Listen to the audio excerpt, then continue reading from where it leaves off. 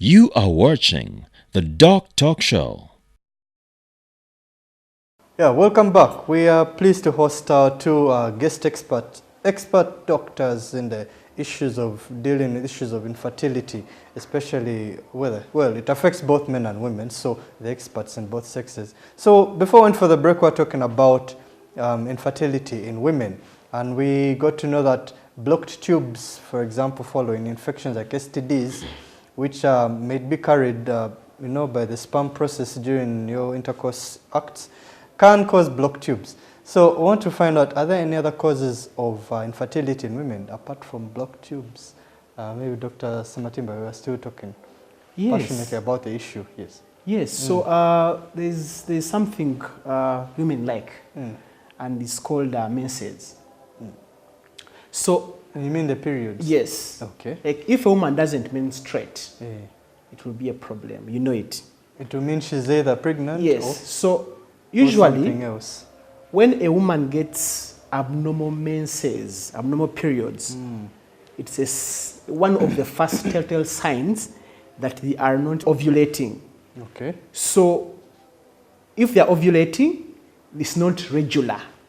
And the commonest cause of infertility in this sense per se is called polycystic ovarian syndrome.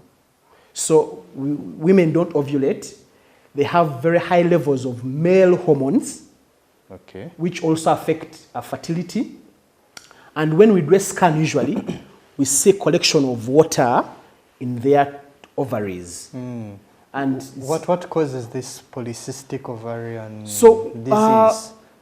the cause per se is complex, actually. It's complex. It's complex, but usually we can, in the layman's language, we can say there's an imbalance, something triggers off an imbalance in these hormones of reproduction.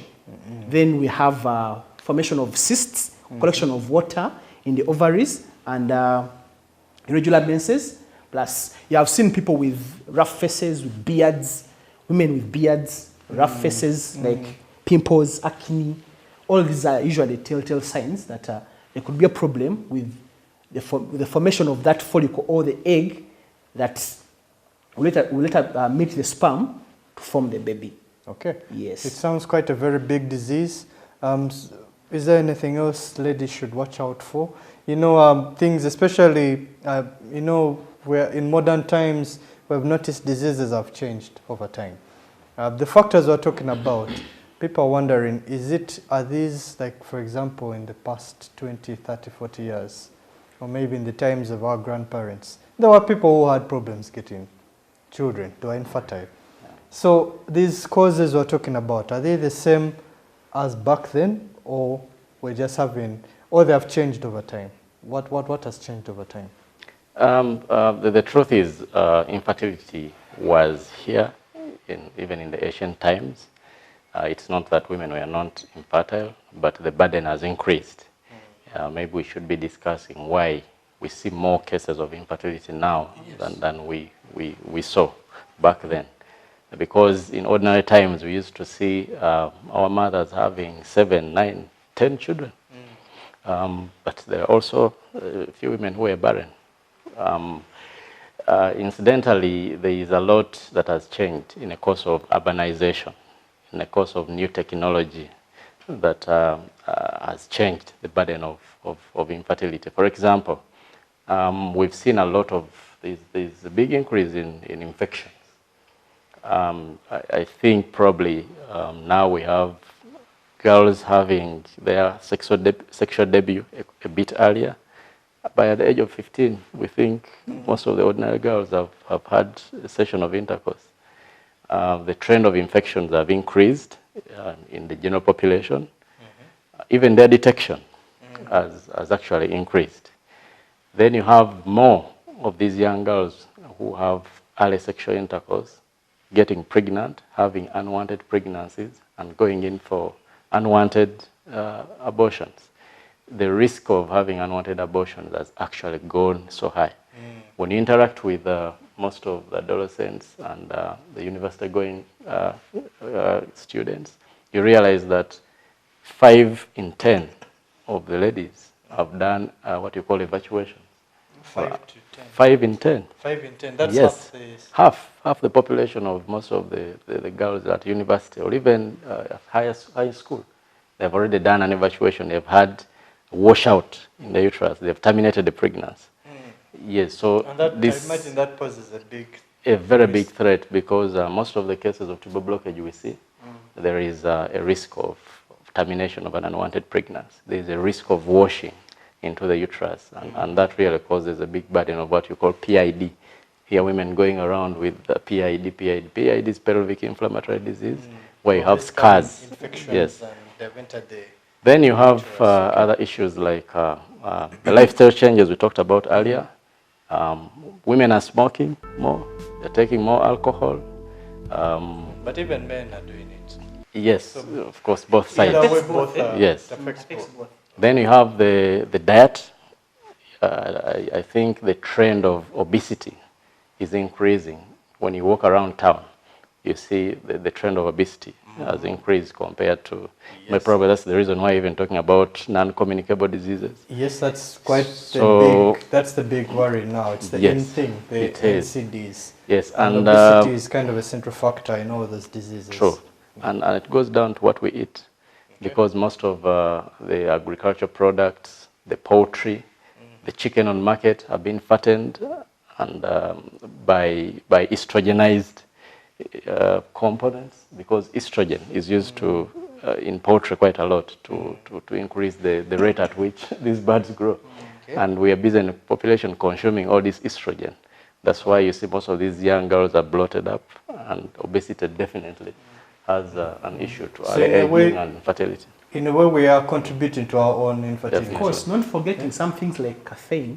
Also, caffeine affects. Caffeine is in coffee? Coffee, yes. Okay. Yeah, increased intake Too of much caffeine, coffee yes. can cause infertility. Coffee a day. Wow. All right.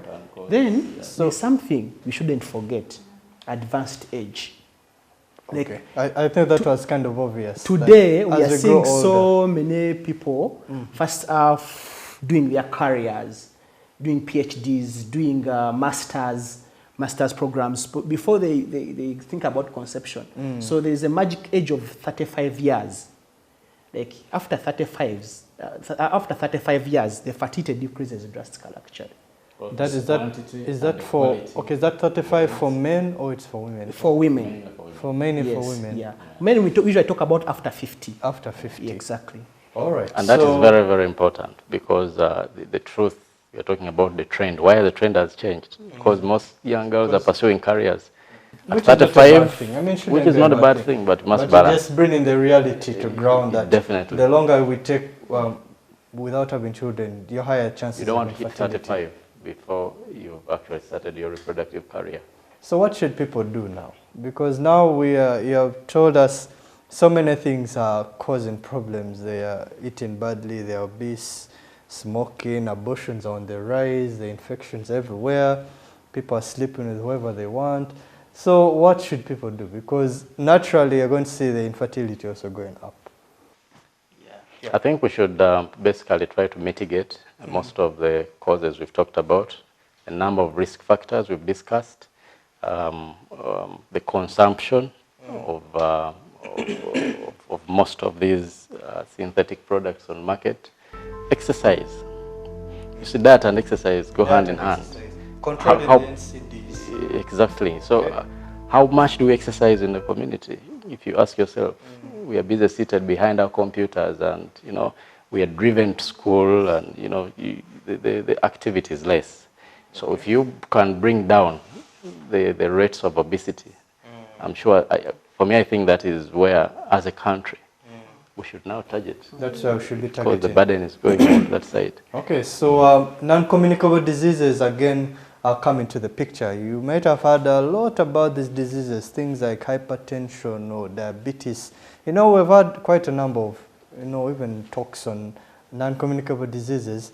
And it's interesting how they strike home and they strike almost every part of the body, including the ability to have children. So for the people watching, please take note. Yes, that diabetes which you are taking lightly, if you have never gone to have a blood sugar check, a blood pressure check, to have your weight measured, you might be running on, you're walking really on a thin sheet of ice. So just keep it in mind that NCDs are becoming a big contributor to issues of infertility. So after the break, I know we're about to conclude, we're going to talk about what happens in an infertility clinic and how best you can avoid getting problems of infertility. Don't go away, we'll be right back after the break.